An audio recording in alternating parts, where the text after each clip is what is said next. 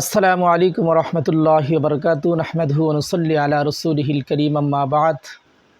সম্মানিত দর্শকবৃন্দ, আজকে আমরা আলোচনা করব নামাজের জরুরি কিছু মাসলা মাসাইল নিয়ে।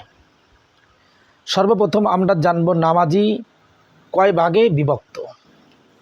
নামাজি 4 ভাগে বিভক্ত। যেমন 1 নম্বর হলো মুদরিক, অর্থাৎ যে ব্যক্তি নামাজের শুরু থেকে শেষ পর্যন্ত জামাতের সাথে নামাজ আদায় করে তাকে মুদরিক বলা হয়।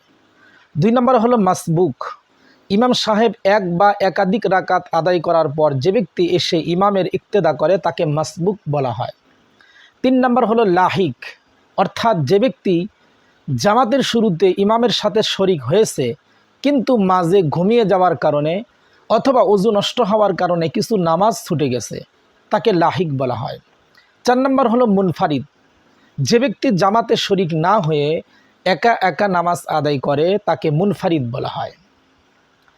বৃষ্টির দিনে ওয়াক্তিয়া নামাজগুলো কখন পড়া উত্তম? বৃষ্টির দিনে ফজর, জহর ও মাগরিবের নামাজ একটু দেরি করে পড়া ভালো। আসরের নামাজ তাড়াতাড়ি পড়া মুস্তাহাব। কোন কোন সময় নামাজ পড়া নিষেধ?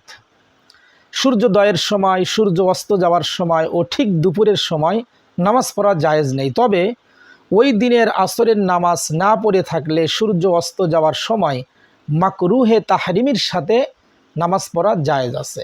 শুধু ওই দিনের আসরের নামাজ। উল্লেখিত 3টি সময়ে সেজদায়ে তেলাওয়াতও দেওয়া মাকরুহ। ফজর ও আসরের নামাজের পর নফল ইত্যাদি পড়ার হুকুম কি?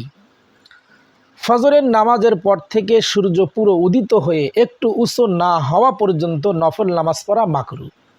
তবে ফজরের নামাজ পড়ার পর সূর্য ওঠার পূর্বে কাজা নামাজ পড়তে পারবে, সেজদায়ে তেলাওয়াতও করতে পারবে, কিন্তু যখন সূর্য উঠে পড়বে তখন আলো না ছড়ানো পর্যন্ত কাজা নামাজও জায়েজ নেই। অনুরূপভাবে আসরের নামাজ পড়ে নেওয়ার পর নফল নামাজ পড়া জায়েজ নেই, তবে কাজা নামাজ পড়তে পারবে, সেজদায়ে তেলাওয়াতও করতে পারবে। অবশ্য সূর্যের রং ফ্যাকাশে হওয়ার পর এগুলোও পড়তে পারবে না। ফজরের সুন্নত না পড়ে ফরজ পড়লে ফজরের পর সুন্নত পড়া যাবে কি না, অথবা পড়লে কখন পড়বে? ফজরের সুন্নত না পড়ে ফরজ পড়লে সূর্য না ওঠা পর্যন্ত সুন্নত পড়া যাবে না, বরং সূর্য উদিত হওয়ার পর থেকে দ্বিপ্রহরের পূর্ব পর্যন্ত এই সময়ের মাঝে তা পড়তে পারবে, তবে তা নফল হিসাবে গণ্য হবে। কিন্তু দ্বিপ্রহরের পর উক্ত সুন্নত আর পড়বে না, অর্থাৎ ফজরের ওয়াক্ত শেষ হয়ে গেল, এরপরে আর ফজরের সুন্নত আদায় করবে না। ফজরের ওয়াক্ত আসার পর নফল পড়া, অর্থাৎ ফজরের ওয়াক্ত আসার পর কোনো নফল পড়া যাবে কি না? ফজরের নামাজের সময় হয়ে যাওয়ার পর 2 রাকাত সুন্নত ও 2 রাকাত ফরজ ব্যতীত অন্য কোনো নফল পড়া মাকরুহ। এমনকি তাহিয়াতুল মসজিদ বা তাহিয়াতুল ওযু ইত্যাদি নফল নামাজ পড়াও জায়েজ নেই, তবে কাজা নামাজ পড়তে পারবে, সেজদায়ে তেলাওয়াতও করতে পারবে। ফজরের নামাজ পড়া অবস্থায় যদি সূর্য উদিত হয় বা আসরের নামাজ পড়া অবস্থায় যদি সূর্য ঢলে যায় তাহলে ওই নামাজ সহি হবে কিনা? ফজরের নামাজ পড়া অবস্থায় যদি সূর্য উঠে যায় তাহলে নামাজ আদায় সহি হবে না, বরং সূর্যের কিরণ চারদিকে বিচ্ছুরিত হওয়ার পর কাজা পড়তে হবে। কিন্তু আসরের নামাজ পড়া অবস্থায় যদি সূর্য ডুবে যায় তবুও নামাজ সহি হবে, কাজা পড়তে হবে না। ঈশার নামাজের পূর্বে ঘুমানোর হুকুম কি? অর্থাৎ কেউ যদি মাগরিবের নামাজের পর ঈশার পূর্বে ঘুমিয়ে যায় তাহলে এই ঘুমটা তার জন্য জায়েজ আছে কিনা? ঈশার নামাজের পূর্বে ঘুমানো মাকরুহ। অবশ্য অসুস্থতা অথবা ক্লান্তির কারণে যদি কাউকে এই বলে ঘুমিয়ে পড়ে তুমি আমাকে জাগিয়ে দিও, তাহলে কোনো আপত্তি নেই, ঘুমাতে পারবে। নামাজ সহি হওয়ার শর্তগুলো কি কি?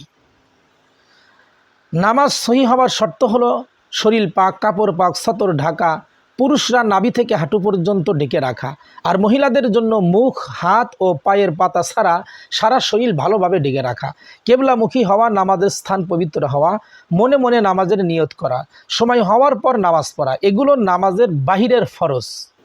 এর কোনো একটি বাদ পড়লেও নামাজ সহিশুদ্ধ হবে না। পাতলা কাপড় পরে নামাজ পড়ার বিধান কি? অর্থাৎ একেবারে ফিনফিনে পাতলা কাপড়, জালির মতো হালকা ওড়না পরে নামাজ পড়া জায়েজ নয়। কেননা পুরুষ মহিলা সকলের জন্যই সতর ঢেকে নামাজ পড়া ফরজ। সুতরাং এমন কাপড় পরে নামাজ পড়তে হবে যা পরিধান করলে স্বাভাবিকভাবে সতর ঢেকে থাকে, দেখা যায় না। নামাজের মধ্যে যদি কারো সতরের কিছু অংশ খুলে যায় তাহলে তার নামাজ হবে কিনা? নামাজের মধ্যে সতরের অন্তর্ভুক্ত কোনো অঙ্গের 1/4 কম যদি ইচ্ছাপূর্বক বা ভুলে খুলে যায় এবং 3 তাসবিহ বা তার চেয়ে বেশি সময় খুলে থাকে তাহলে নামাজ নষ্ট হবে না। কিন্তু যদি ইচ্ছাপূর্বক এবং 1/4 সতর সামান্য সময়ের জন্য খুলে রাখে তাহলে নামাজ নষ্ট হয়ে যাবে এবং সেই নামাজ পুনরায় পড়তে হবে। আর যদি অনিচ্ছাকৃত ভুলে সতরের যে কোনো অঙ্গের 1/4 বা তার চেয়ে বেশি খুলে যায় তাহলে তৎক্ষণাৎ সেটা ঢেকে নিবে। আর যদি তৎক্ষণাৎ না ডাকে বরং সতর খোলা অবস্থায় নামাজের কোনো রুকুন আদায় করে অথবা সতর খোলা অবস্থায় এতটুকু সময় অতিবাহিত হয় যে সময় নামাজের কোনো একটি রুকুন আদায় করা যায়, যেমন 3 বার সুবহানাল্লাহ বলা যায়, তাহলে নামাজ নষ্ট হয়ে যাবে। মেয়েদের মাথা থেকে ওড়না যদি পড়ে যায় তাহলে নামাজ নষ্ট হবে কিনা? নামাজ পড়ার সময় নাবালিকা মেয়ের ওড়না যদি পিছনে মাথা থেকে পড়ে যায় এবং মাথা খোলা হয়ে যায় তাহলে তার নামাজ নষ্ট হবে না। কিন্তু যদি কোনো বালেগা মহিলার মাথার ওড়না পড়ে যায় তাহলে নামাজ নষ্ট হয়ে যাবে। সাথে কোনো কাপড় না থাকলে নামাজ পড়ার পদ্ধতি কি? অর্থাৎ উলঙ্গ অবস্থায় নামাজ পড়ার পদ্ধতি কি? সাথে কোনো কাপড় না থাকলে উলঙ্গ হয়ে নামাজ পড়বে, তবে নির্জনে বসে বসে পড়বে যেন কেউ দেখতে না পায়। রুকু সেজদাগুলো ইশারা ইঙ্গিতে আদায় করবে। কেউ যদি দাঁড়িয়ে নামাজ পড়ে এবং রুকু সেজদাও যথারীতি আদায় করে তবে নামাজ হয়ে যাবে, কিন্তু বসে পড়াই উত্তম। ওয়াক্ত আসার পূর্বেই যদি নামাজ পড়ে তাহলে তা সহি হবে কিনা? নামাজ পড়ার পর যদি জানা যায় সময় হওয়ার পূর্বেই নামাজ পড়া হয়ে গেছে তাহলে নামাজ সহি হবে না, বরং নামাজ দোহরিয়ে পড়তে হবে, অর্থাৎ দ্বিতীয়বার তাকে নামাজ আদায় করতে হবে। ওয়াক্ত চলে যাওয়ার পর যদি কোনো ব্যক্তি নামাজ পড়ে তাহলে তার নামাজ সহি হবে কিনা? ওয়াক্ত চলে যাওয়ার পর যদি কেউ নামাজ পড়ে এবং তা মাকরু ওয়াক্ত না হয় তাহলে তার নামাজ সহি হবে, কিন্তু কাজা হবে, আদা হবে না। সম্মানিত দর্শকবিন্দু, এ পর্যন্ত আমরা নামাজের কিছু জরুরি মাসলা মাসাইল নিয়ে আলোচনা করলাম। আগামী পর্বে ইনশাল্লাহ আমরা নামাজের নিয়ত সংক্রান্ত মাসলা নিয়ে আলোচনা করব। আমাদের সাথে থাকার জন্য ধন্যবাদ।